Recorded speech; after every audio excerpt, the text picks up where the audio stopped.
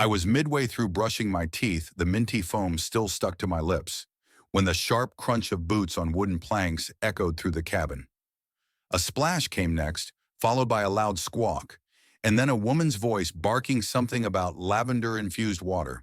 With my toothbrush still dangling from my mouth, I shuffled over to the bathroom window and squinted through the soft morning haze.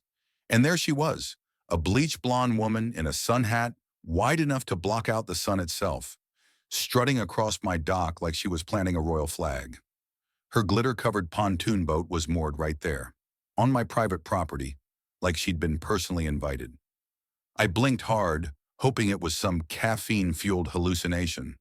But no, NSH was real, and her voice pierced the air once again, this time yelling into her phone about how the HOA had failed to secure exclusive waterfront rights. Spitting out my toothpaste, I stumbled outside in my faded pajamas, still trying to make sense of the sheer boldness unraveling in front of me. She didn't even look my way at first, just continued striking poses for selfies, her sequin swimsuit catching the sunrise like she was angling for a yacht magazine cover. When she finally noticed me, she gave me a once-over like I was some discarded lawn gnome, then snapped, "You're in my shot, hun. Step aside. I'm posting this." I stood there, dumbstruck, as she adjusted her phone to get the perfect Instagram glow.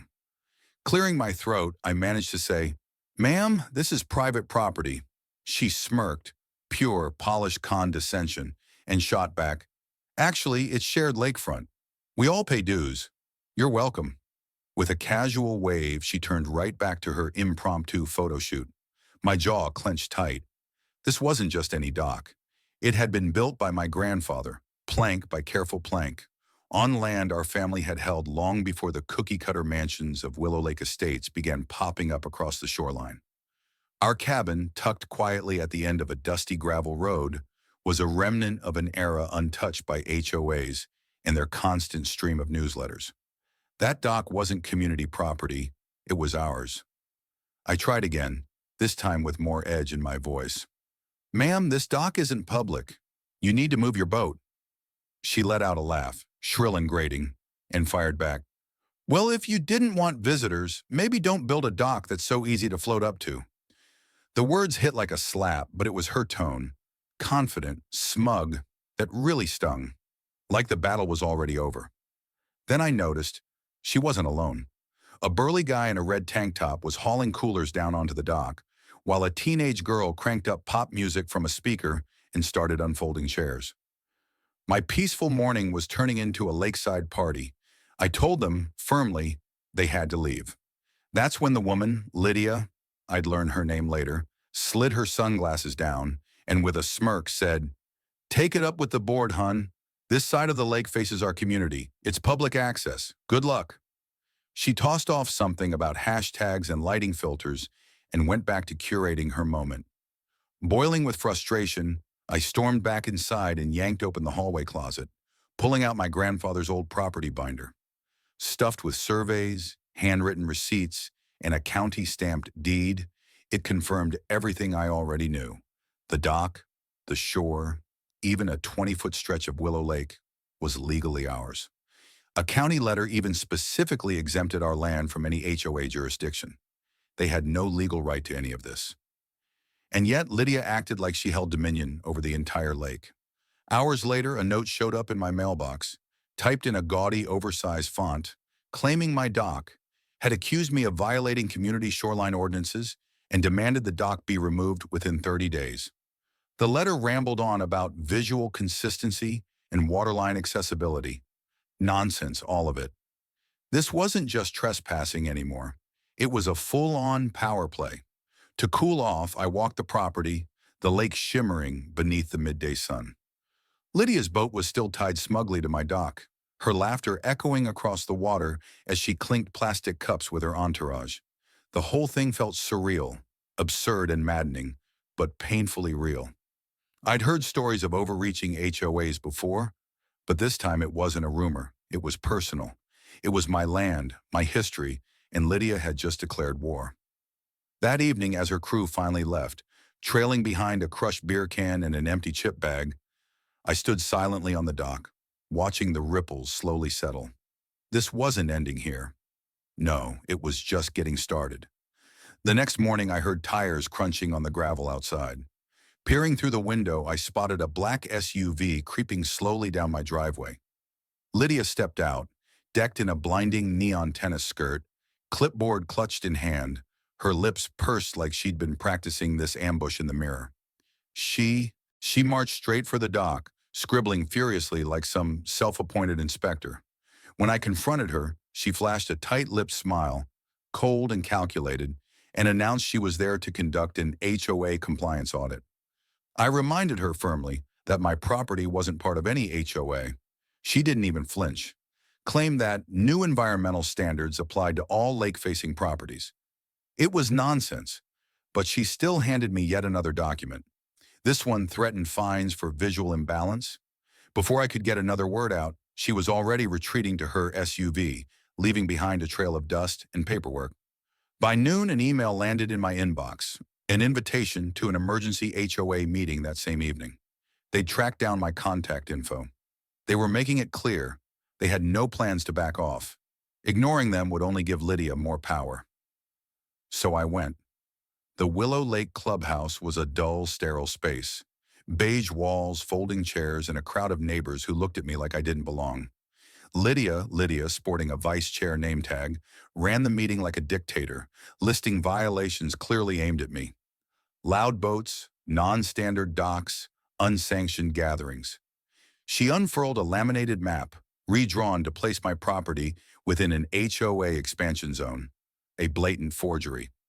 I raised my hand, barely able to suppress a laugh, and asked, "How can you redraw land you don't even own?"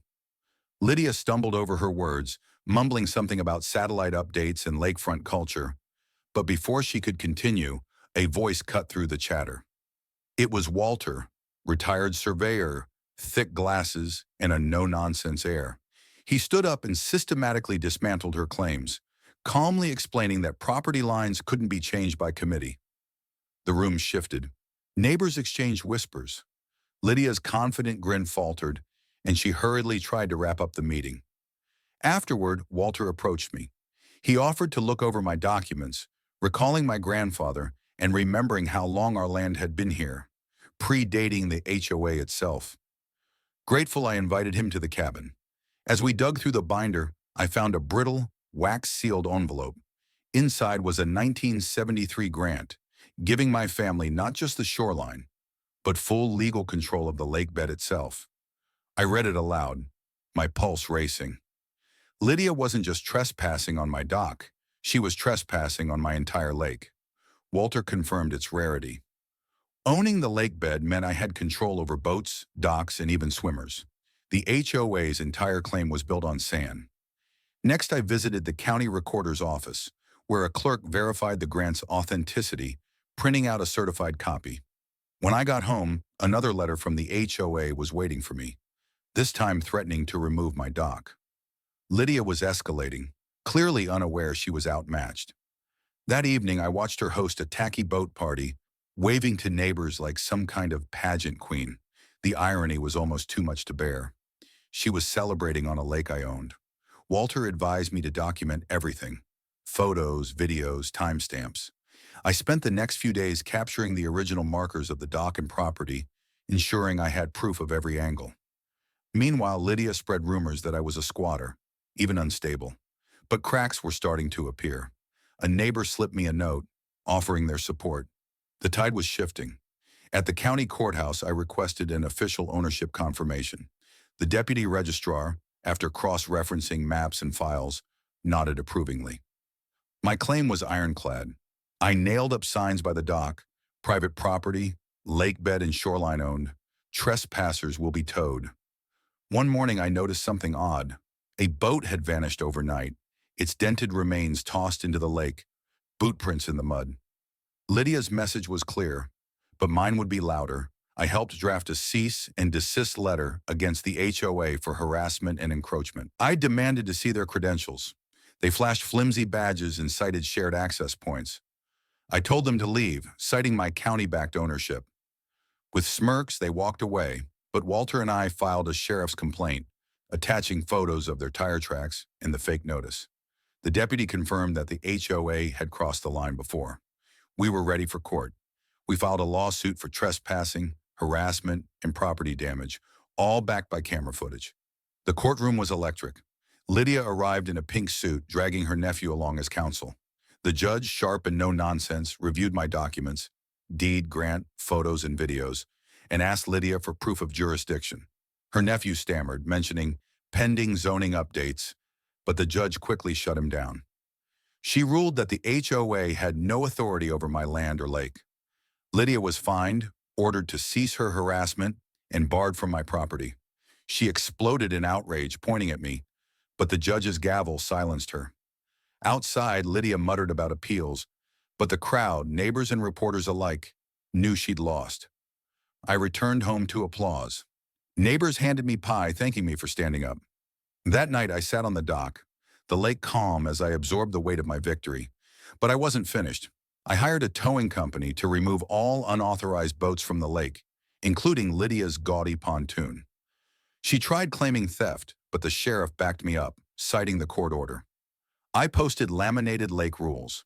No mooring, no HOA activity, no unpermitted gatherings. Neighbors waved from kayaks, grateful for the peace. Lydia launched a Free the Water campaign online, accusing me of fraud, but it backfired.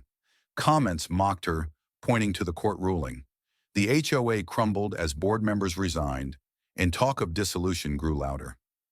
Lydia's last-ditch effort was to advertise a lake festival, listing my dock as a viewing point. I filed another cease and desist, and the event disappeared. Neighbors began calling me Lake Lady, a badge of respect. A teacher even asked to bring students for a nature walk, and a couple rented the dock for their wedding. The lake wasn't for hoarding, it was for sharing on my terms.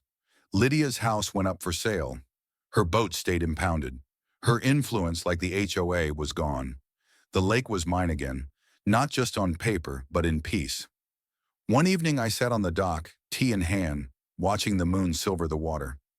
The fight had changed me, but the lake remained the same. Still my grandfather's legacy, now mine to protect. The HOA was a shadow and Lydia, a fading memory. I leaned back, the soft lapping of waves the only sound, and smiled. Whatever came next, I was ready. The lake was mine.